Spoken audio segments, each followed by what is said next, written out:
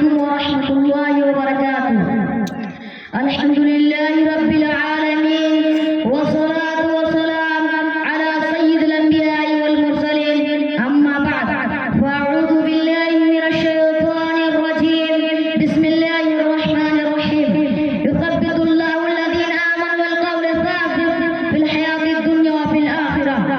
أما بعد जहाँ जिक्र हबीब होता है भी करीब होता है, जहाँ जिक्र हबीब होता है वहाँ खुदा भी करीब होता है।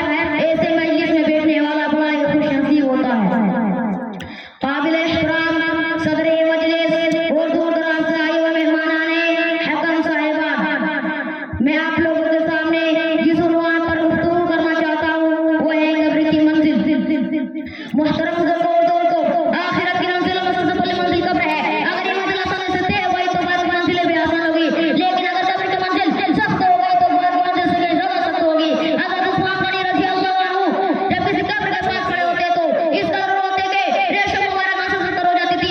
लोगों ने कहा कि आपके सामने जन्नत और दोज़ख का जिक्र होता है, जन्नत का सवाब और जहन्नम का अज़ाब का तज़किरा होता है, मगर आप इस पर इस कदर नहीं रोते जितना कब्र होते देख कर रोते हैं। हज़रत उस्मान गनी रज़ी अल्लाह अन्हु फरमाया, इन्ने कब्र